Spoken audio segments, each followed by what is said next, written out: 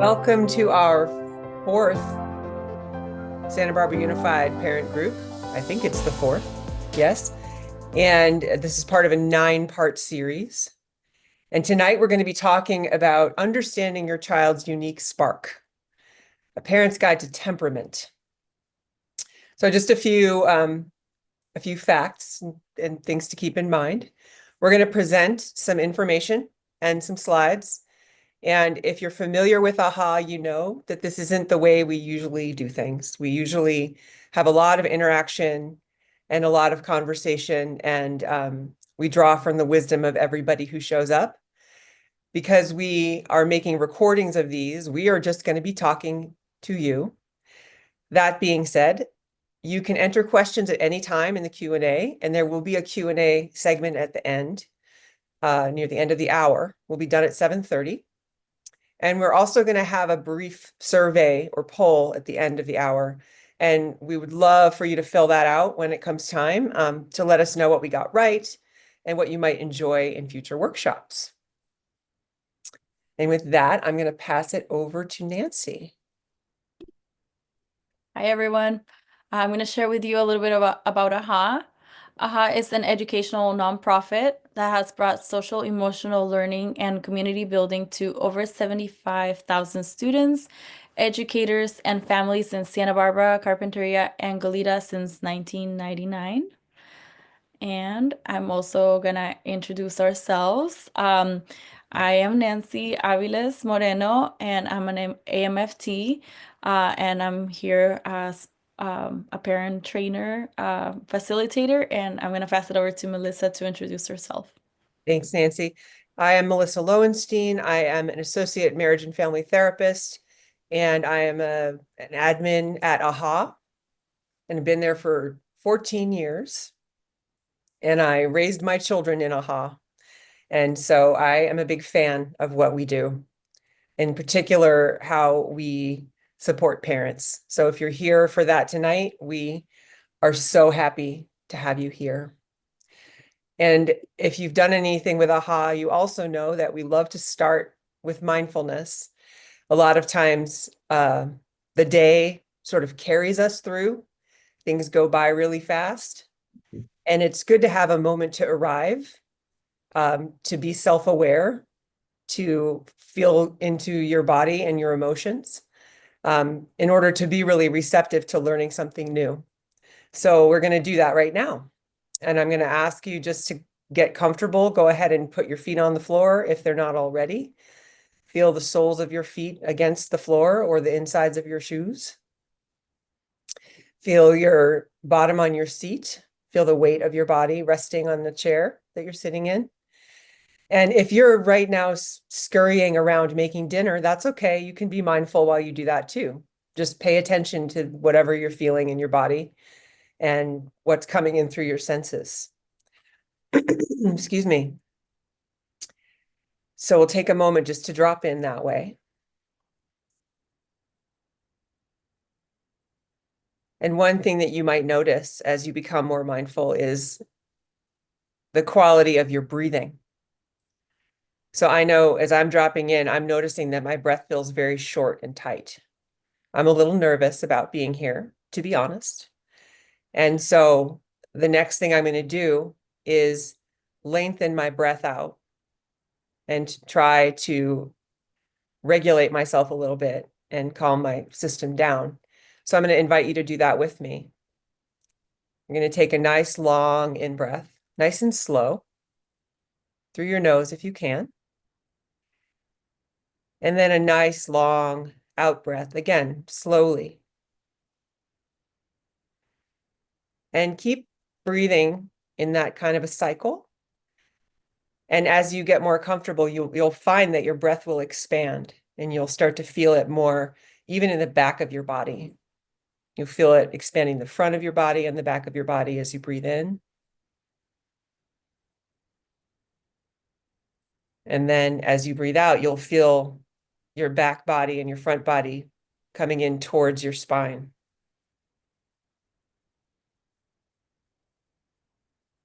You might notice thoughts coming and going. That's okay. They're just like clouds passing through the sky. Let them come and go.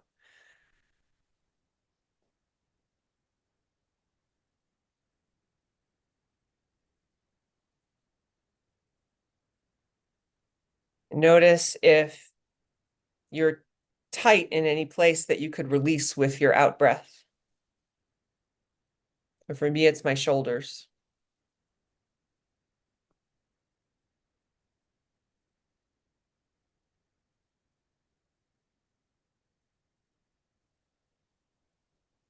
And on this last round of breath, you can even say to yourself, this might feel kind of silly, I know I am breathing in. Just say it to yourself. And as you breathe out, say, I know I am breathing out.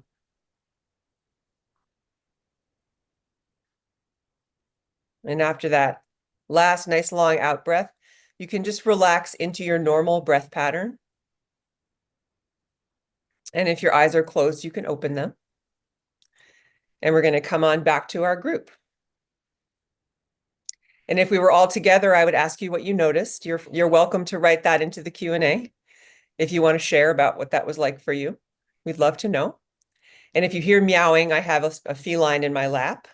I apologize for her noises. So hopefully you feel a little more centered and calm. I know I do. And that meditation where you say to yourself, I know I am breathing in and I know I am breathing out, is actually kind of a classic Buddhist meditation. It gives your brain something to do while you're focusing on your breath. So I'm going to pass it back over to Nancy, and she's going to start us off talking about temperament. Thank you, Melissa. I'm feeling very relaxed. Yeah, thank you. Okay, so we're gonna be talking about temperament. And what is temperament? Is our child's emotional and behavioral style of responding to the world.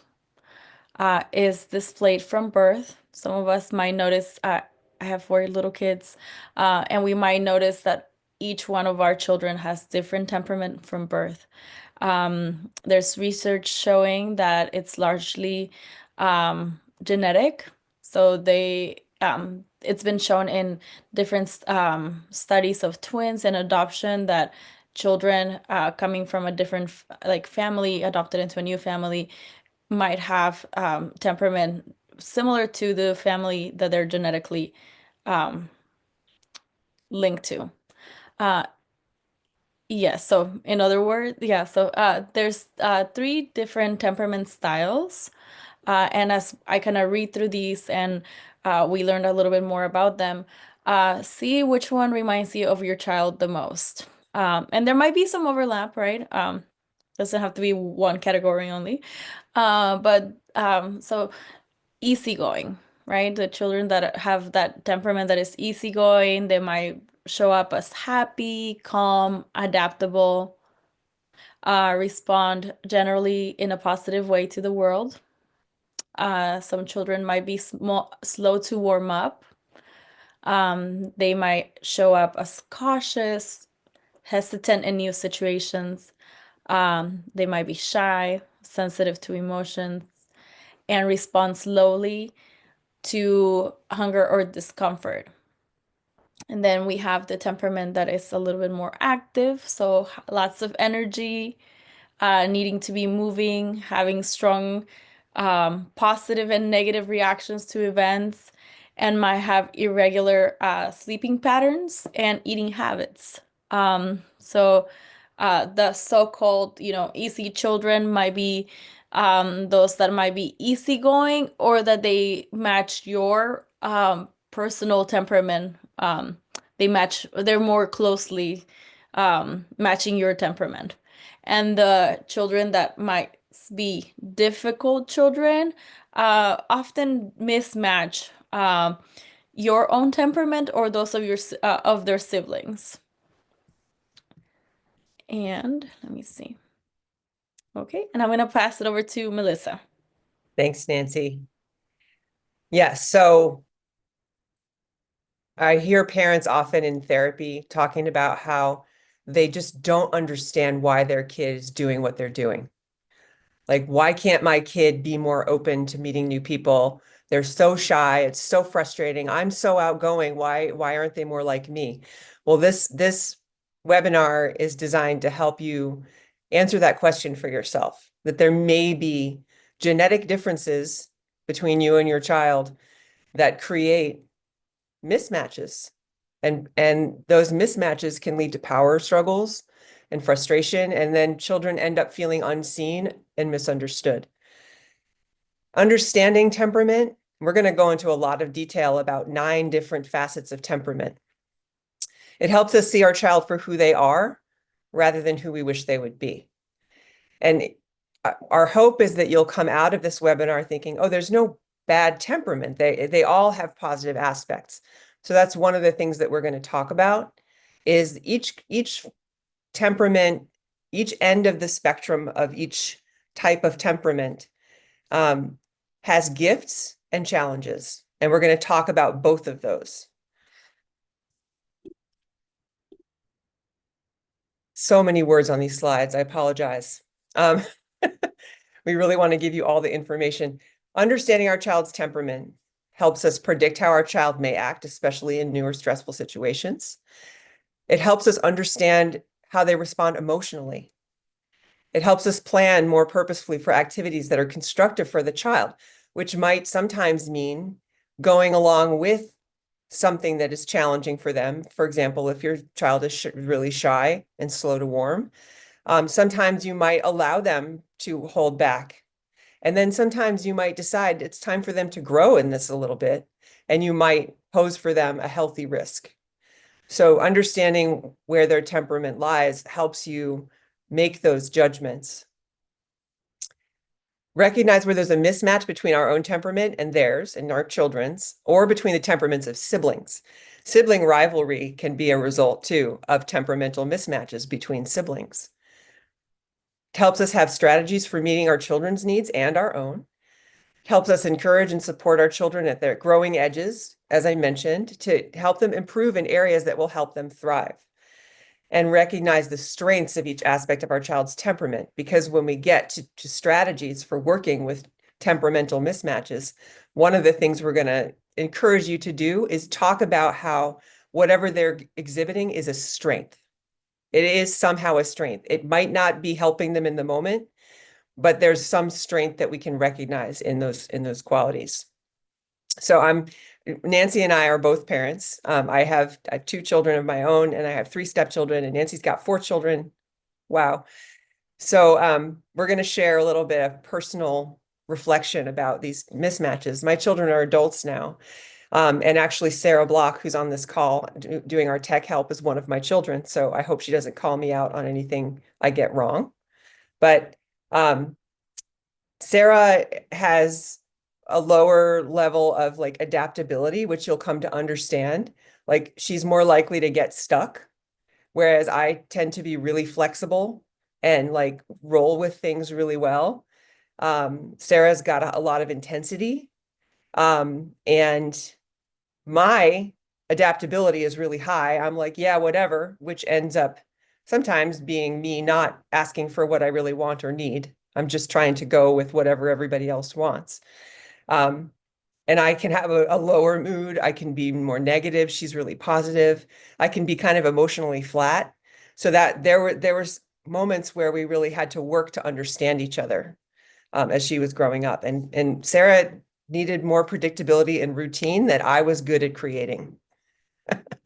Things like family traditions and rituals and stuff. She really craved that, and I wasn't very good at providing it. And that sometimes felt like a mismatch. And my son Noah, after my divorce, my son was 7 years old and he seemed weirdly okay.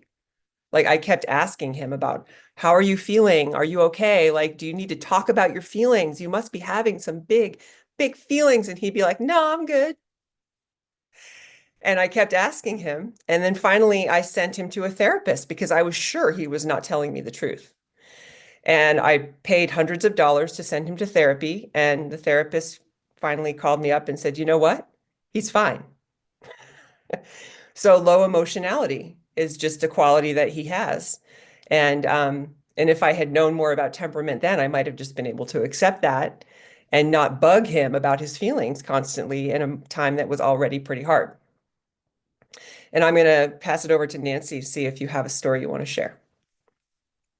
Yes. Okay, so Amy, my 5-year-old, she's very slow to warm up to new experiences. I signed her up for soccer and she couldn't get in the field. So I and my 3-year-old have like more of a similar temperament in that sense where like we're more likely to just step out of that comfort zone and be a little bit more flexible and try something else new.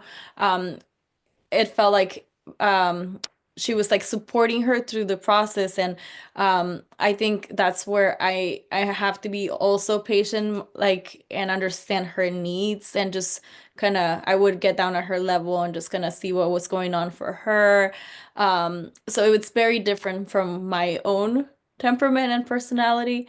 I tend to be a little bit shy, but I am a little bit faster to warm up than she is. Um, and then my 11-year-old son, he's more reserved. I think he's more like Noah, where his emotionality is like a little bit lower, and he expresses very little, and I'm often like checking in, like, how are you doing? Are things going well? So I think he's very much like Noah in that sense. And I think I'm a little bit more expressive, and I'm like checking, like I'm telling him like, oh, this is how I feel. How do you feel? And he's like, I'm fine. Or like having this weak feelings, and he's like, I'm fine. Like it's not bothering me at all. So yeah, like the emotionality levels are different between my son and I. So it's definitely interesting to see how it kind of plays out with even amongst my own children. Like it's very different. They're all very different.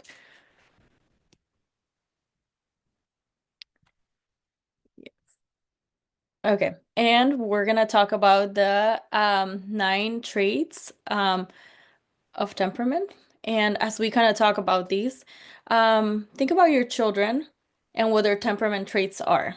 And also see if you could notice if they match your temperament in the different categories or if there's a mismatch. And um, just see how in those differences you could support how you could support your children so that they could also be successful in that area. Okay, so our number one is the level of activity. So the energy level and the amount of movement that they may need. Some children are just more energetic. And as Melissa was saying, we'll talk about how it could be a challenge and how it could be a gift. So being more energetic could show up as he never stops moving. It could be exhausting for the parent to keep up with him, right? The gift would be that he's playful and he just kind of goes for it and he's like not afraid to take a risk. And then a child that could be more energetic may need support with calming and settling down. Sedentary, that need to just kind of be calm. Would be the challenge would be is that somebody might call him he's so sluggish and it's hard to get him going. The gift of that is that somebody might say he's so calm and he's so peaceful and easygoing, right? And the ways that this person might need support would be by helping them activate their energy um, to get them doing what they might need to do. And let me see. And then I'll pass it over to you, Melissa, for the next one. Thank you. Yes. Our second temperamental trait is regularity. So this refers to sleeping patterns, eating patterns, elimination patterns, just the natural rhythms of their bodies. And they can be predictable. So the challenge of a predictable child is that they can end up feeling a little stuck in their routines and really resistant to having them change. And the gift of this is that you always know what to expect, or almost always. You never always know what to expect. A child who's very predictable might need support with navigating changes in their schedule. And the magical, the magical hint is to give advance notice where you can. So if you have a child that is really predictable in temperament, you want to make sure they know what's coming, especially if there's going to be a change.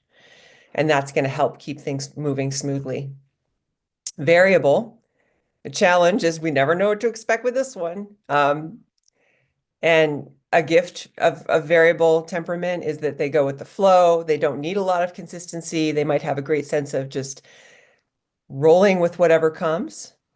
But those folks may need support with adhering to routines. So um, this is kind of what I was talking about with Sarah and I, is that I tend to be more variable, and she tends to be more predictable. So we had to find a happy medium, or we tried to. She'll tell me later how I did. All right, and then we have initial reaction and approachability. There's another aspect of temperament. And this refers to people's reactions to new people and situations. So a child who's open, a challenge of somebody who's really open and approachable might be that they'll go up to strangers. I don't know if anybody here has had a child who would do this. I'm going to embarrass Sarah again because Sarah actually one time when she was a year and a half old escaped our house through the cat door and went walking to the park by herself. And she's just, chatting up people and her 1.5-year-old, and somebody brought her back, like, is this your child? So she really just was open to whatever came. Um, and the gift, of course, is that they love to meet new people. They're outgoing. They love an adventure, and they may need support understanding appropriate boundaries around risky behaviors. A hesitant child might be so shy that they try to avoid anything or anybody new or different. We all have either had or known children like this who are hiding behind the parent all the time, and they're really anxious around meeting anything new or doing anything new. And the gift of this is that they are cautious and slow to warm. So you don't worry about them, oh, I don't know, leaving your house through your cat door when they just started walking and going to the park by themselves. But a child that is more hesitant may need support taking risks and reaching out to new people. I'm going to pass it back to Nancy. So adaptability means being flexible in the face of challenge. So some children might come out as accommodating, meaning that they are flexible again. And the challenge would be that it could seem as he's so accommodating that you might see people taking advantage of your children, because they're just being okay with everything that they're told to do. The gift of that would be that he goes with the flow. It doesn't get too bumpy. And then some support that they may need is with being assertive and building and holding healthy interpersonal boundaries. Somebody that might be more resistant could face the challenge of maybe saying that he knows exactly what he wants and wants things to be, and he gets upset if he doesn't get it right. And the gift of that is that they know exactly what they want and they're willing to, be persistent and until they get things to be the way they want them to be. And a way that they might need support is around being more flexible and accepting if things are not 100% perfect, that it's okay to move on to the next activity. Beautiful. Thank you. Intensity. So this is about the energy level of the child's emotional responses. And who doesn't love the word exuberant? That's such a great word. So an exuberant child may have the challenge of struggling to contain herself and maybe acting out when big feelings come. The gift, of course, is that they're so expressive. Her feelings come out big, but she moves through them pretty quick. That's another quality of a child who has intense emotionality, is that it just goes right through them and they're ready for the next thing. And everybody else is still like, they're still trying to recover from the storm that just happened. And the kid has really just moved on to the next thing.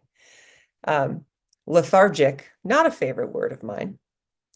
But the challenge here is, maybe there's some emotional flatness, maybe there's some low energy. The challenge here, she doesn't show her feelings even when something big is happening. And that it can be difficult for a parent to not really be able to get how their child is feeling about things. And some children are willing to talk about it, some aren't. So that can be really important information to try to get. And the gift, of course, of this is that they can stay calm and centered when things are hard. And it's nice for every family to have someone in it who can do that, right? And these kids might need support identifying and expressing their feelings. They might need some emotional education. Number 6, mood. Um, Typically the emotional outlook, how somebody might present, positive. Mood would be, the challenge would be that they always think everything is going to work out, be overly positive, and just think that everybody has good intentions, right? Some of us might have that child. The gift of that is that their positivity helps lift other people's moods also, and their joy could be very contagious. The way they may need some support is in recognizing and dealing with the negative emotions and situations and being okay with when they experience those negative emotions. Negative would be the challenge would be that they always are focused on what's bad, what's not going right, what's wrong, what's the ugly of the things happening, and what makes them less happy, and how and that also affects those around them. So it doesn't just affect them, but it also affects those around them. The gift of that would be that they have a lot of discernment. They might pick up on cues that other people might not. So they might notice things that are problematic more than other people that wouldn't be as attuned to that negative aspect of things. Something that they might need support in is in focusing more on the positive and just like being a little bit more flexible on, allowing those positive emotions to also be present. And I'll pass it back to you, Melissa. Thanks, Nancy. All right, everybody. This is a lot of information. I hope it's feeling supportive. Next, we're going to talk about distractibility, which is a big one, right? With phones and there are a lot of distractions. So those of us who are naturally distractible, it's a hard time. It just describes the ability to focus. So there's attentive, temperament. The challenge of this is that the child might get so locked into whatever they're doing that they forget to eat, move their body, or go to the bathroom. And I do have a child that would get, especially when he was younger, would get so locked in that it was really hard to just get him anywhere on time because he was going to finish what he started, and that was that. Um, and that's the gift too, is that he can give something his total attention, even with distractions all around. A child that's distractible, that's attentive. That's the word. Attentive. I left that word out. That's the attentive type, right? So the attentive type can need support remembering to take breaks from focused activities. And in particular, digital activities. They may need a little more support around managing their use of digital devices, which is a whole other topic, of course. And then the easily sidetracked child, the challenge can be he can't stick with anything if there are distractions. And the gift is that he can do many things in a short amount of time. This is also, I think of my son too, where he's very mercurial.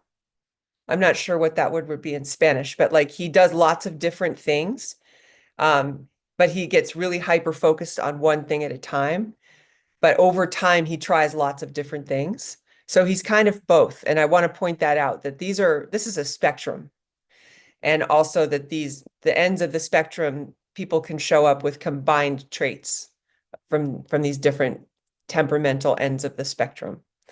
And this is really just meant to help you think about your child in terms of especially things that frustrate you as something that's just part of who they are, and then think about how to creatively work around and with those things. So the easily sidetracked child might need support finding those strategies for longer periods of focus. And I'm going to go to Nancy again.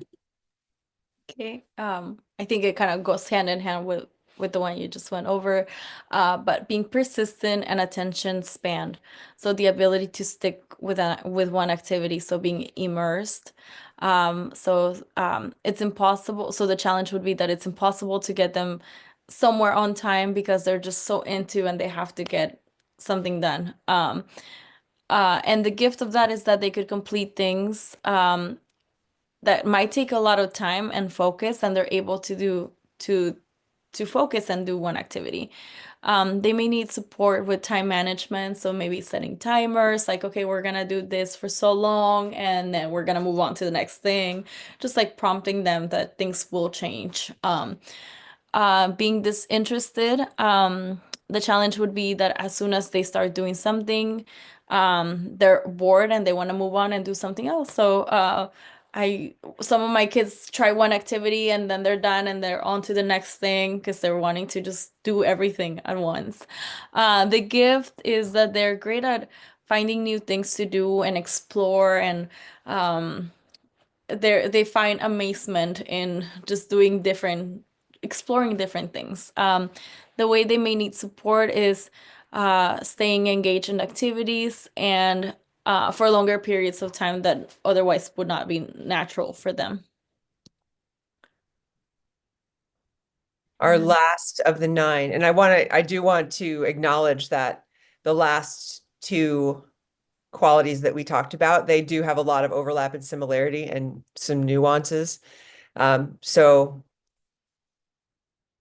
somebody with more expertise in temperament could probably tease that apart for you, but hopefully there's some good nuggets in there that you can take away. Sensory threshold and sensitivity. Um, a friend of my daughter's was one of those kids who like had to wear all her clothes inside out because even the feeling of the seams and the tags would make her very uncomfortable. So it's reactions to texture, touch, taste, brightness, sound, and smell. And some children are unaffected.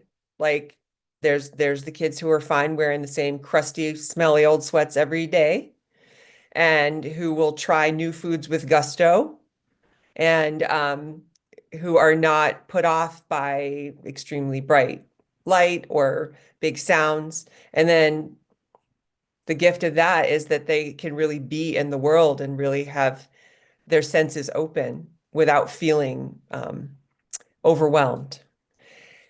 They may need some support around sensory awareness, around maybe starting to understand that they should not wear the same crusty, smelly old sweats every day and to get in touch with how those might feel um, in terms of like the loudness or softness of music. I know a lot of kids listen to music really loud and it can damage their ears. So that could be a conversation to have, like helping them be more aware of the impact of the world on their senses and how that might not always be a good thing for them.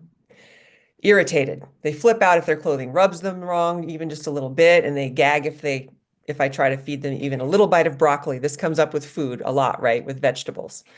Um, and the gift is, boy, if they're really attuned in terms of their senses, they pick up on things a lot of other people miss, and that's kind of beautiful. They may need support learning to tolerate sensory discomfort, which is not an easy thing to do, and you have to do it really in very small increments because a child that is very easily irritated in a sensory way can get very emotional in response to being overwhelmed by something through their senses. And this is true especially of kids on the autism spectrum. They can be very sensitive in terms of their sensory awareness, and need a good amount of support to move through when they're overwhelmed. Nancy is going to start to share our strategies. Yeah. So when our children respond to the world in ways that creates problems for them, we might consider these strategies. So remember that this can be at least partly due to an aspect of their temperament. So we could open up our hearts and be a little share some empathy with them because it might be just the way their temperament is. Um, Doing what is asked may be harder for them than it would be for another of your children or children with a different temperament. Um, Reflect what you are seeing in a descriptive language. So, labeling for them, naming for them what you're noticing. So, for example, I see you are having trouble making your body, keeping your body still, even though it's bedtime. Um, Another example would be I see you really immersed on what you're doing, even though it's time to leave for school. Just letting them know what you're noticing without labeling it wrong or right.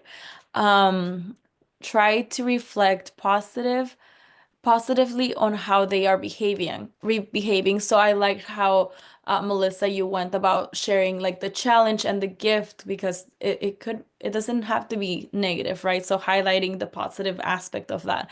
Um, and an example would be you have so much energy and eagerness to play and just letting them know what you're noticing.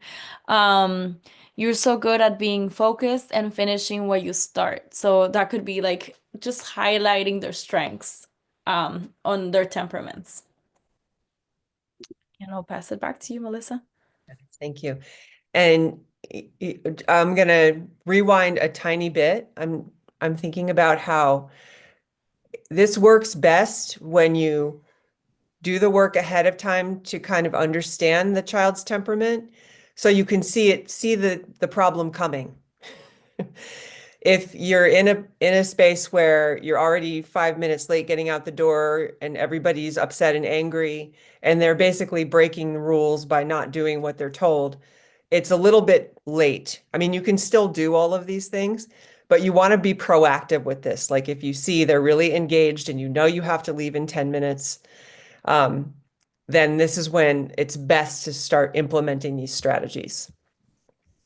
So the next thing would be to state what you need. So if the challenging behavior is basically the child, we'll use the example of getting out the door on time, okay? You want to state what's needed, matter of factly, in advance if possible. So we are going to have to be getting out the door at exactly 10 after 8. And see how calmly and matter of factly you can say this. Your mind is going to be going ahead at 55 miles an hour about how this is never going to happen and we're never going to make it and they're going to be late for school again and so on and so on. If you can stay in the moment and calmly and clearly state what you need, that's going to be your best opportunity for a different outcome than maybe what has happened in the past. You want to avoid a power struggle. So this is you stepping in and being, there's a saying about parenting where you want to be bigger, wiser, and kind. So that's what this step is about. You can ask them what support you can provide to help them do what you're asking them to do. So what do you need in order to get to be standing by the door with your shoes on and your backpack in 5 minutes? Tell me, is there anything that I can help you with? Stay with what's needed, even if the child tries to rope you into an argument. So this is actually, I just recently learned this, and I love this as a parenting tip. There's a family therapist named Paul Sinceri, and he's worked with really difficult children and their families for 40 years. He also raised 4 children of his own. He calls attempts to distract from a request red herrings. And that's a phrase that I learned growing up. I'm 55 now, so it may be not something that younger people have heard. But a red herring is a comment made by a child that loosely relates to the request that has been made of them, with the hopes of either talking parents out of it or stalling for as long as possible. So for the first one, it's time to settle down and get ready for bed. The red herring would be, I'm not tired. We need to get in the car in the next 5 minutes. Well, this assignment's due today. I have to get it perfect before we leave. So they're introducing something that has nothing to do with the basic fact that there's a thing that has to happen right now. and they're going to try to rope you into a conversation about something related, but that's not going to actually get anything done in terms of solving the issue at hand. Okay, that's a red herring. So our advice to you, don't go there. Just continue to state your request calmly and matter-of-factly. And there's a technique called the broken record technique, where basically you repeat yourself without escalating. It gets very boring for the child very quickly if you do that. You can add warm validation with the child's temperament in mind, so the child knows that you know that this is hard for them. I think one of the things that leads to power struggles is parents are like, how hard is it to put your shoes on and go to the door? Like, it's not that, right? So you get into this place of like, I don't get it. So this is the time to remember, okay, this is my child's temperament. I'm going to work with what I have, not with what I think I should have, or not a small version of myself. And a lot of us too, like our parents, if we didn't do what they said, we were in big trouble really fast. And it looked really different than it does now in terms of what we know about parenting. So this is a whole new territory. You could say, I get that it's hard for you to get your body to calm down at the end of the day, and it's still time for that to happen. Or, yeah, you're really committed to getting this done perfectly. I see that, and we've just plain run out of time. We've got to go. So you can add warm validation as long as the child is being respectful to you. If the child is being disrespectful to you, then it's just the facts. We need to go now. We need to go now. We need to go now. The warm validation is and you can actually validate them for being respectful, even though you're trying to get them to do something that they don't want to do. If the child continues to refuse to do as they're asked, remember, you are the boss of the family and you can set a boundary, which usually means removing a privilege. So as little as we might like this, the digital devices are really the most powerful leverage that we have if our children have digital devices. I mean, almost all children have at least some access to digital devices, right? Temporarily restricting access is often the fastest and most effective way to gain compliance. If you want to have your screen time tomorrow or later today, you will need to do as you're asked now. And it might not work the first time, it might not work the second time or the third time, but you keep your word because the child will test whether you mean it if you haven't done this before. So you need to demonstrate that what you say is going to happen if they don't comply is what will actually happen. All right. Nancy is going to close us out on this portion of the webinar. I found a couple of really beautiful quotes we wanted to share with you about temperament. Yeah. So the first one is by L.R. Noss. Am I saying that right, Melissa? Last name Nost? Sure, sure. Sure. Okay. Focus more on on who your child is than what your child does. Remember, you're growing a person, not fixing a problem. And then the second one by Shafali Tasavati. I gave you some really hard names. Good. It's okay. It's okay. I got Tabari, this. Tabari, I think. Um, Yeah. Once you accept your children's basics nature, you can contour your style to meet their temperament. To do so means letting go of your fantasies of yourself as a certain kind of parent and instead evolving into the parent you need to be for the particular child in front of you. I love that part that it says for this particular child in front of you because our children might be different temperaments, so you might have to just adapt to meet the needs of your different children. Beautiful. Thank you, Nancy. This brings us to the Q&A portion of our webinar. And I'm going to check in with Sarah to see if we have anything in the Q&A. Oops. It seems there are no open questions. Oh, we got a hello. I know who that is. Hello. Um, and yes, thanks for being here. So now would be the moment to ask any questions. If you have anything you want us to go back and review again. I know we listed a lot of different characteristics of temperament, and it's not important for you to come away with like, I know all the different kinds of temperament. It's more we wanted you to see like what resonates for you around your child, your children, your family, and what strategies might you want to look into or learn more about in order to work with your child's temperament instead of against it. Um, so we'll give it a moment to see if anybody has any questions. I'm curious, Nancy, like having four children and what's the age spread of your kids again? I have an 11-year-old boy, and then I have three girls back to back, 5, 3, and 1. Wow. So did this information, like as we prepared this webinar, did this feel helpful to you? Yes. Yeah, for sure. Just like, yeah, just seeing how, and then also I think it kind of goes, for me, seeing how they're different and that sibling rivalry could show up, and just knowing where my temperament is and who I might be wanting to side with, but like recognizing my other child's temperament is also very valid. Mm-hmm. Mm-hmm. Yeah. And then I was also thinking like the context also might shape um how temperament is nurtured by the parents. So yeah, I think I don't know, I think like expanding the attention is something that could be like done with support. Like my son could only like for the longest time could only handle reading like a few minutes, and then we kept trying to just like expand that attention span. Yeah. And I think I see your question, Kimberly. We're going to answer that question. Thank you for asking a question. Yay.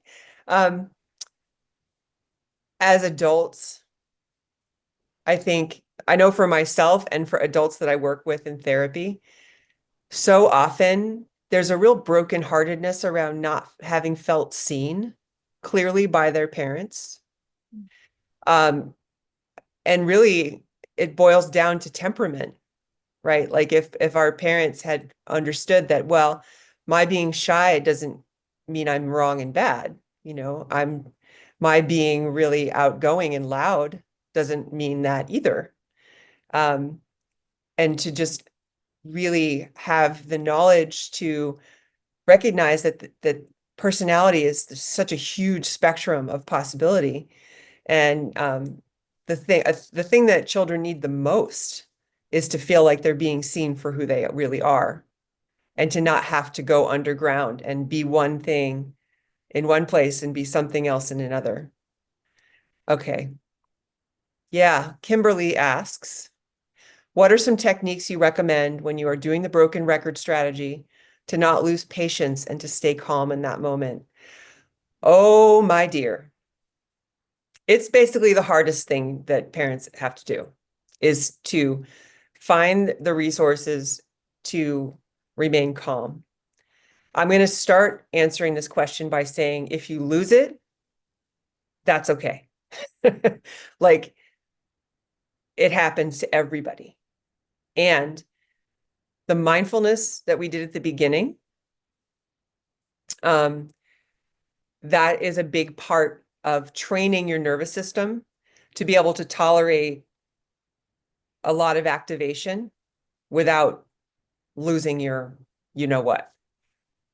So having a mindfulness practice like on a regular basis, whether that's like yoga or some kind of creative activity like crafting, or um, some people even like to do like handwork, like knitting can be a really mindful, beautiful, soothing strategy for your nervous system. And then once you start to realize, like, I think sometimes people are so busy and so overwhelmed and so stressed that they don't really have an experience of feeling settled.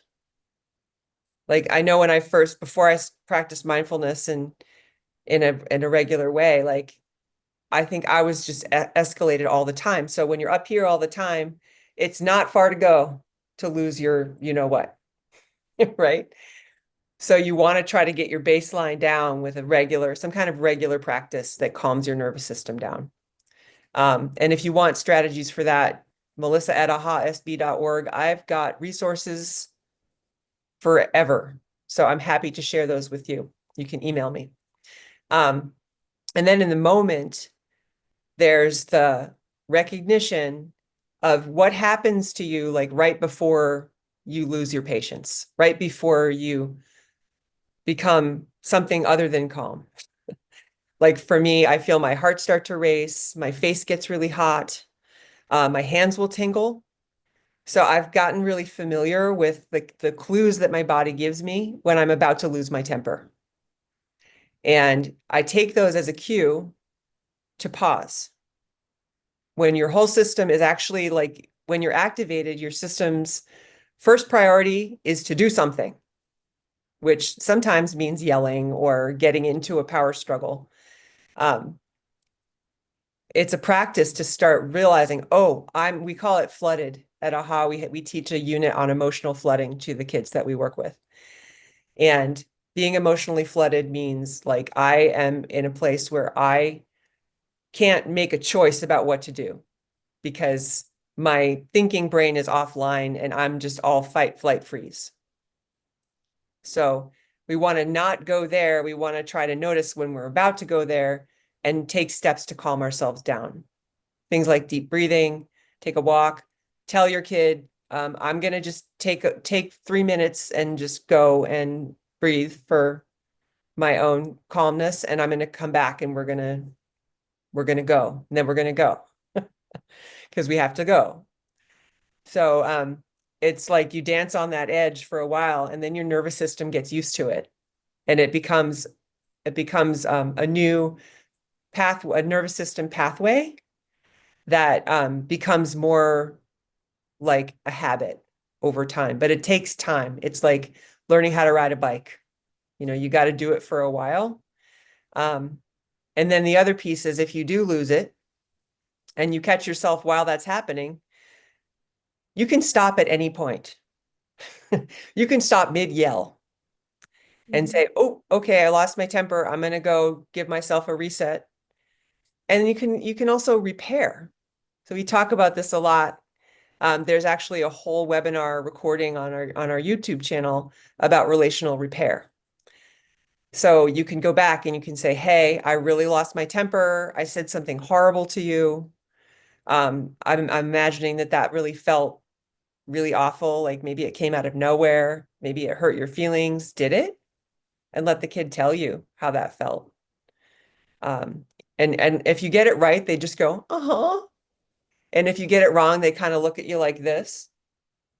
So they'll give you a chance to get it right. And then you say, well, is there anything I can do to repair that with you? I want our relationship to feel trusting. And they may or may not have anything that they want you to do. Give me a hug. I don't know, something. But generally, just the acknowledgement, once you're calm again, is all they need. Because in their mind, they're like, oh my gosh, my mom just lost her. I keep wanting to say bad words. Mom almost lost it with me, or she did lose it with me, and she said something that really hurt my feelings. Is that my imagination? We're not pretending that didn't happen. We're going to acknowledge it, and then we can move on, and the relationship feels stronger. So that was a long answer. I hope that felt like a good overview. Nancy, do you want to add anything?